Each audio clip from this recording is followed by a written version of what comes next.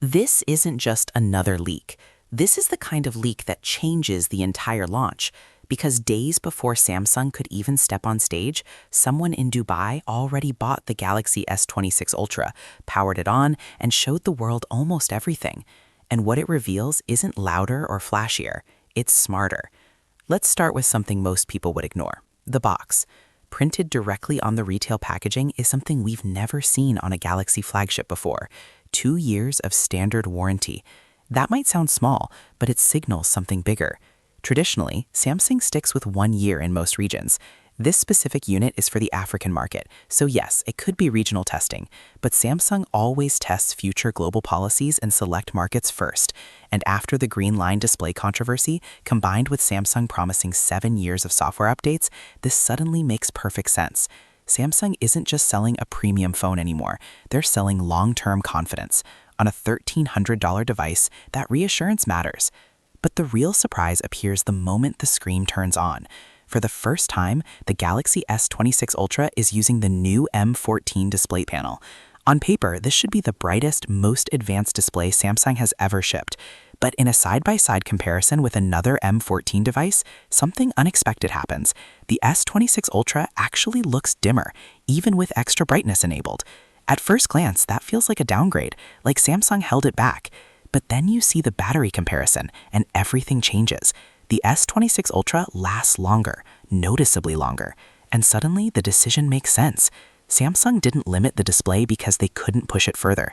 They limited it because they chose efficiency over headline numbers. They sacrificed peak brightness that most people rarely use in exchange for battery life that everyone benefits from every single day. This isn't Samsung chasing specs. This is Samsung optimizing the real experience. And then comes the feature that feels straight out of the future: the privacy display. We've heard rumors about it for months, but this is the first time it's working on a real retail device. From the front, everything looks normal, bright, sharp, exactly what you'd expect. But the moment you move to an angle, the screen almost disappears. Not darker, not dim, invisible. And this wasn't even at maximum strength. At full privacy mode, the display becomes completely unreadable from the side. And the reason is incredible. This isn't software. This is physical hardware inside the display, a microscopic layer that directs light only towards your eyes while blocking it from other angles. It's like built-in window blinds at a microscopic level, which means your screen finally becomes truly private, not partially hidden, completely protected. It's the kind of feature that doesn't just look impressive, it changes how you use your phone in public forever. Now, physically, the S26 Ultra is also evolving. The S Pen is still here, still functional, and still inserts either direction. But because the phone now has slightly rounder edges, the pen doesn't sit perfectly flush from every single angle anymore. It's subtle, but it reveals a bigger shift. The Ultra is slowly moving away from the aggressive, sharp note identity towards something more refined. Still unmistakably Ultra, still boxy, but softer. However, one controversial change remains. There's still no Bluetooth in the S Pen, which means no remote shutter, no air gestures, no wireless controls. It's a feature some users loved, and its absence is still noticeable. But flip the phone over and the camera tells a different story. The 5x periscope lens now has a fully circular design for the first time. And this isn't just cosmetic.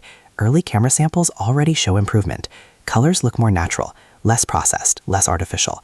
Low light performance looks cleaner and more controlled than recent Galaxy generations. Samsung didn't just make the camera stronger, they made it smarter. There's speculation this could be Samsung's advanced ALoP periscope system, but the hardware details suggest something more refined rather than revolutionary. The module isn't thinner and the aperture isn't dramatically wider, which means Samsung likely focused on optimization instead of experimental risk. And that perfectly captures what the Galaxy S26 Ultra really is. It's not trying to shock you with radical change. It's quietly fixing the weaknesses, strengthening the fundamentals, and refining the experience where it matters most. Less chasing attention, more delivering reliability. And honestly, that might be Samsung's smartest move yet.